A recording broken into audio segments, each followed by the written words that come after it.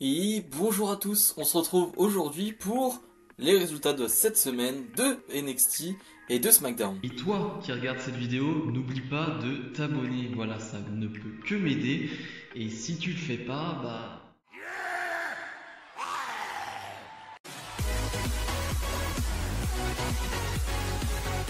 Et on commence par les résultats de NXT du 27 janvier 2021.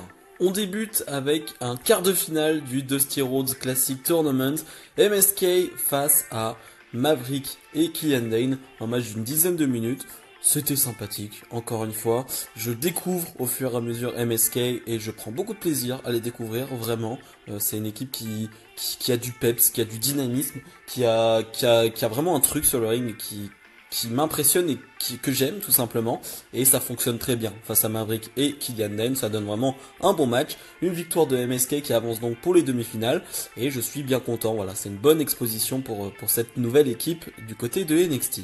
Quart de finale du Dusty Rhodes Classic Tournament féminin, Raquel Gonzalez et Dakota Kai face à Jessica Mea. Je trouve ce nom horrible, et Aliyah. Pas grand chose à dire sur ce match, il y a une grosse domination de la team Dakota Kai, Raquel Gonzalez, une Raquel Gonzalez qui va vraiment tout faire dans ce match, c'est-à-dire qu'elle ne va quasiment pas prendre un coup et c'est elle qui va donner la victoire. On en voit un peu de plus de Aliyah, c'est pas trop mal, voilà, j'ai envie de dire. C'est presque ce qu'on a vu de mieux d'Aliyah, j'ai envie de dire, du côté de NXT. Et Jessica Mea, elle s'est fait un grand écart. Voilà, c'est tout ce qu'on peut dire sur Jessica Mea. Tyler Rust face à un jobber, alors c'est pas vraiment un squash, ça va durer quelques minutes.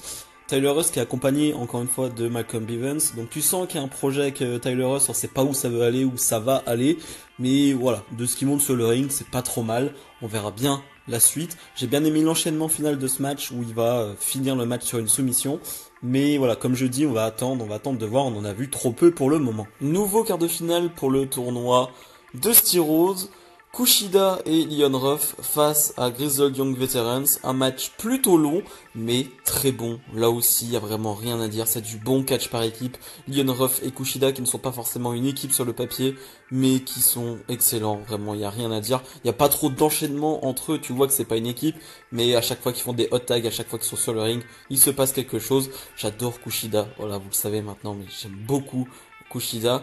Et les Grizzled Young Veterans, je suis pas forcément fan, mais ça fonctionne bien là avec une équipe aussi vif et dynamique que Ruff et Kushida.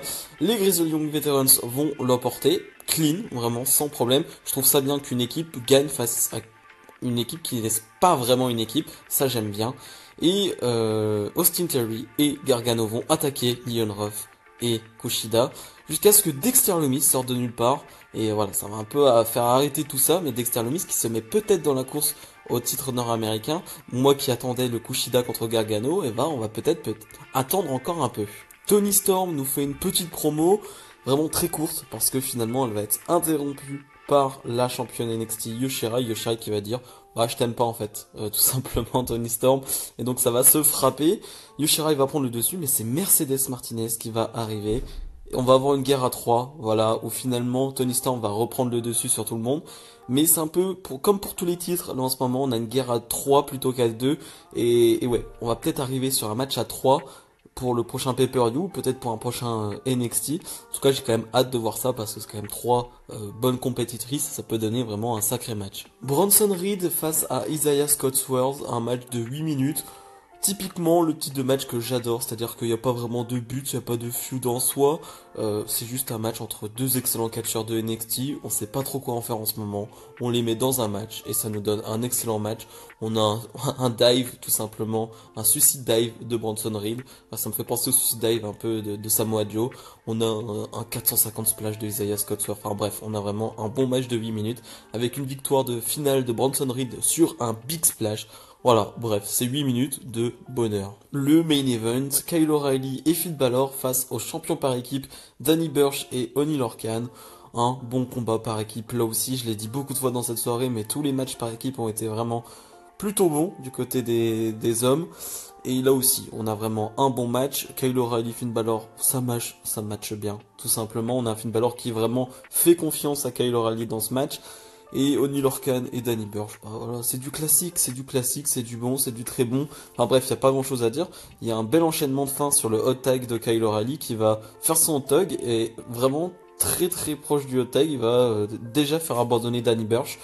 C'était assez rapide, assez soudain et inattendu pour ma part. Et voilà, va s'en suivre après le match. J'aime pas trop ça pour le coup parce que c'est du vu et revu. Pete Dunne qui va attaquer Finn Balor et du coup tout le monde va s'en mêler. Undisputed Era, toute Undisputed Era va être réunie avec Finn Balor qui sera un peu dans le clan. Voilà, il rejoint un peu Undisputed Era en quelque sorte. Mais voilà, cette bagarre générale on la voit depuis quelques semaines et ça me dérange un peu de terminer ce NXT là-dessus. Bilan de ce NXT, excellent comme d'habitude. Des très bons matchs, comme d'habitude, des très bons matchs par équipe, comme d'habitude. Ce tournoi de Rhodes classique, féminin ou masculin, fait vraiment du bien à NXT, je trouve. C'est toujours un bonheur des tournois du côté de NXT. J'en ai pas parlé, mais on a eu une promo de Scarlett Bordeaux très flippante, hein, très diabolique hein, aussi. À côté de ça, Alexa Bliss Elfin, c'est du pipi de chat.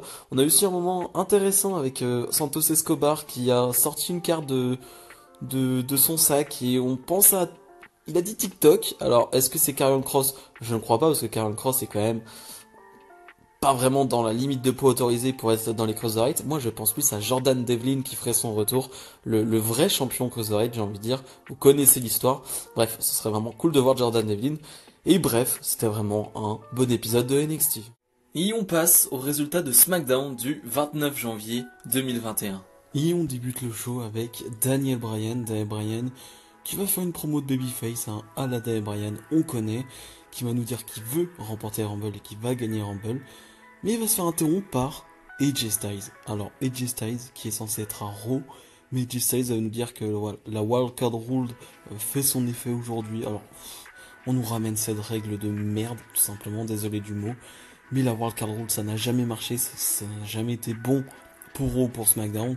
Bref, les deux vont se challenger pour un match ce soir. Je suis content d'avoir un AJ Styles Daniel Bryan, mais cette règle de merde, j'en peux plus vraiment. C'est nul, vraiment, c'est un truc à ne pas faire et surtout à ne pas ramener à chaque fois. On est à 2 jours du Rumble, franchement, on s'en fiche, on n'a pas envie de ça. Bianca Belair face à Bayley, un match qui est censé clôturer cette feud d'avant Rumble, une feud que je n'ai pas forcément appréciée, que je trouvais sans aucun intérêt.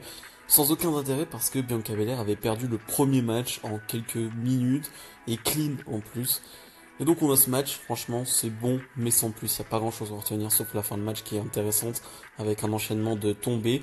Et Bianca Belair qui va prendre le dessus et qui va gagner clean, donc qui rend la victoire on va dire bien, on va dire, parce qu'au moins il n'y a pas de faux tombées, il n'y a pas de fausses victoires, c'est clean. Victoire de Bianca Belair qui gagne cette feud, c'est ce qu'on croit. Et Bianca Belair qui clairement passe en tant que favorite pour le Royal Rumble féminin. Baron Corbin face à Dominic Mysterio à nouveau. 4 minutes ou 5 minutes de combat. Et ce qui est fou, c'est qu'en 4-5 minutes, Dominic Mysterio donne tout vraiment, essaie de vraiment donner toute son énergie dans ce match. Et ça se ressent, ça se voit, ça fait plaisir à voir. Il y a 2-3 bons moves intéressants. Mais Corbin va quand même remporter ce match et ouais, je comprends pas trop ce qu'ils veulent faire avec la famille Mysterio. Rey Mysterio va attaquer Corbin ensuite. Mais voilà, je comprends pas ce booking, je comprends pas où ils veulent aller, je comprends pas pourquoi faire gagner Corbin. Bref, ça m'énerve. Daniel Bryan face à AJ Styles donc. C'est excellent, franchement, il y a rien à dire. En fait, à chaque fois qu'ils s'affrontent, t'as pas grand chose à dire parce que techniquement c'est propre, c'est beau, c'est du bon catch. Tu vois, c'est juste beau en fait, faut juste admirer et apprécier. Mais comme d'habitude, c'est le gros bordel en dehors du ring et c'est gros bordel du côté des bookings de la WWE parce que Zayn va être là, il y a Biggie qui va être là, il y a Cesaro qui va être là. Ils vont tous se frapper, ce qui va arriver au fait que Sami Zayn va se retrouver sur le ring et va frapper Bryan et AJ Styles. Du coup, disqualification, Nakamura va arriver et on va avoir un 3 contre 3. Bref, c'est du grand n'importe quoi. Donc on a un 3 contre 3 qui oppose Biggie, Bryan et Nakamura face à Cesaro, AJ Styles et Sami Zayn. Il n'y a rien à dire sur le match encore une fois parce qu'il va se passer encore une dinguerie. Et là vous sentez un peu le sel là, vous sentez un peu la haine qui arrive de mon côté. Il va y avoir le Miz et Morrison de Raw qui vont venir et qui vont attaquer Biggie. Ça va être un bordel, du coup disqualification. Qui c'est qui va faire le save? Otis. Qu'est-ce qu'on fait? Bah on fait un match à 5 contre 5. Bah non, en fait c'est un match à 4 contre 5 parce que l'équipe des Face, donc avec le rajout d'Otis, est à 4, donc c'est un 4 contre 5, match classique, franchement y a rien à dire pour le coup. Qui c'est qui va arriver faire le save, qui va être le 10e en fait, et qui va être le 5e de l'équipe des Face? C'est Sheamus en cours de match qui va arriver, qui va faire le tag et qui va donner la victoire à son équipe après un enchaînement finish très très cool. Mais ça ne fait aucun putain de sens. Sheamus qui n'est pas dans le match, qui arrive en 5e, qui est 2 euros et qui gagne le match. Bref, il n'y a rien qui va. Et encore, on n'est même pas au bout de nos peines. Après le match, Braun Strowman va arriver, va faire le ménage. Braun Strowman qui fait son retour. Et Braun Strowman qui va détruire tout le monde. Braun Strowman qui est 2 euros. Braun Strowman qui fait son retour. Il y a un Rumble dans 2 jours. Quelle idée de faire un retour 2 jours avant le Rumble. Il pouvait pas faire son retour avant le Rumble. Bref, le show se termine là-dessus. Et je suis énervé. Bilan de ce SmackDown, j'ai tout simplement détesté ce show, vraiment, avec les superstars d'Euro qui arrivent, avec ce Brand Invitational, encore une fois. J'ai l'impression que la WWE a confondu les Survivor Series et le Royal Rumble. C'est vraiment une première fois avant un Rumble qu'on ait les superstars d'Euro, de SmackDown qui se réunissent. Bref, ça m'a énervé, vraiment. Et encore, c'est pas le pire. On nous a annoncé demain, lors de WWE Backstage, hein, cette émission sur la Fox, qu'on aura Natalya face à Tamina, la gagnante entrera en numéro 30.